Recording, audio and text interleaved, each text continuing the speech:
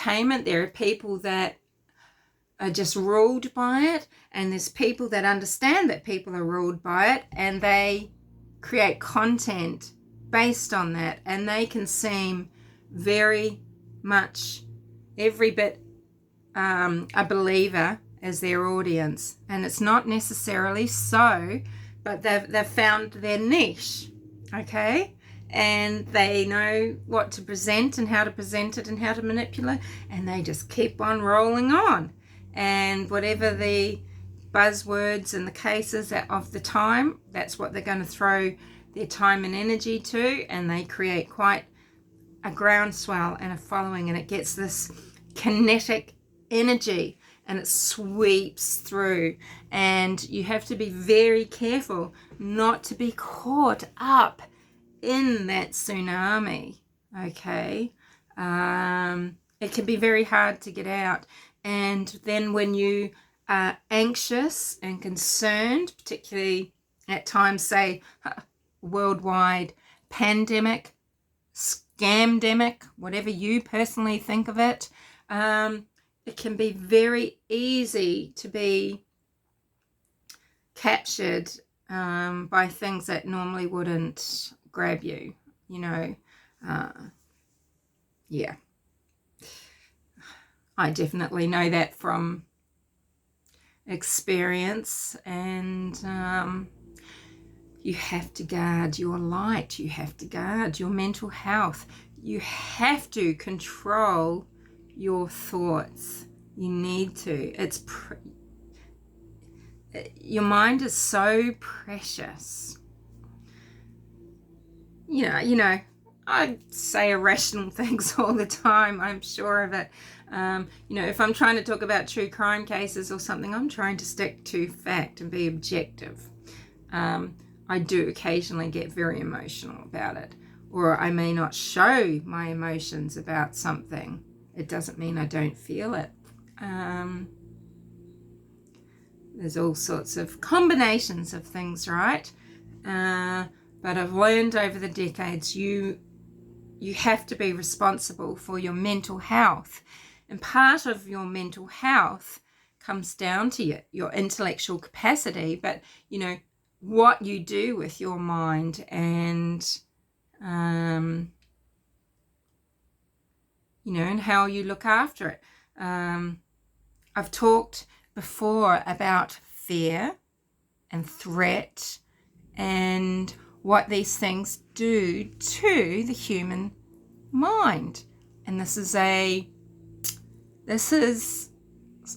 mechanism that's been in existence in human beings as long as we've been around, and that it's a protective mechanism, and it's called psychosis, okay? And fear, coming from wherever, sometimes many angles, sometimes planted in you by people that want your attention, sometimes because of what's happening in the world, sometimes what's happening in your home or anywhere else in your life.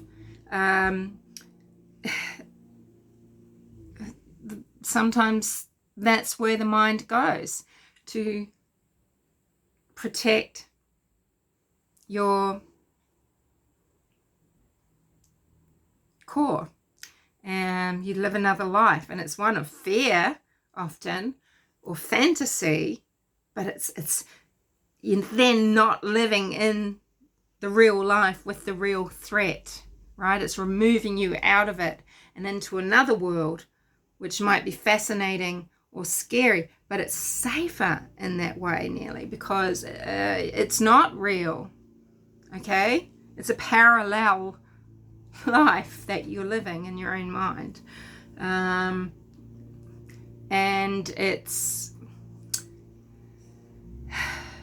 spreads by meme, okay? So a lot of you think that a meme is the little kitten hanging over the something, and then there's, you know, hang in there, or, well, you know, a meme like the joke things that you see on TikTok or whatever, or, you know, and they go around the world in 8 seconds flat. But a meme is a way of passing things on in society, human to human, that isn't genetic. So you've got genes and you've got memes, and I guess it's a kind of a sociology term, I guess. Was it Harold Bloom? Howard Bloom? Harold. God, it's just gone out of my mind. So memes, M-E, and genes, right? And it's the spread of ideas. So religion, grows by meme.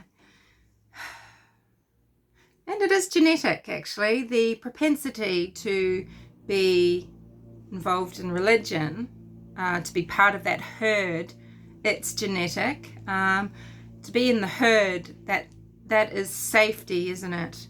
To be part of that school of fish, flock of birds, the herd of bison, or little or deer, because it's safety from predators, right? Just be part of that big group. Yeah. This is so waffly. Sorry, what a terrible video. I am starting to make a lot more videos again, aren't I? And I'm starting to get fire in my soul again, aren't I? I'm feeling better because I've got less pain at the moment. I'm still very exhausted, but I'm feeling I'm on a bit of an upswing. And so I'm kind of back, and I'm getting more outspoken again because I have more energy. When you're exhausted, when you're in pain, it's not, it's stupid to immerse yourself in things that are intense and painful and worrisome and that make you angry, or that, you know what I mean? And you should step back because you need to heal. You can't do it because, you need to be able to hold dark energy at bay. You don't want to be carrying around all that negativity. You need to be able to have most of the time where you're free of that weight, because you can't live that way, right? You need to have control of your mind for that, and you can't have control of your mind when you're suffering. Anyway, what do you think? It's just gonna get me, it's gonna bring a whole lot of negative shit over here, isn't it? I hope not. I just had to say my piece. I know more about the person that Gigi for some reason is trying to pick on than she clearly does. She is just random and scattered and irrational, and people need to realize it. And I don't know what her origin story is, Gigi's. I don't know where, the drive comes to do what she's doing. Is it simply, YouTube now has a platform for people like they're not walking down the pavements ranting, right? They're on YouTube doing it, which I guess is kind of what I'm doing now, isn't it? But you know what I mean, right?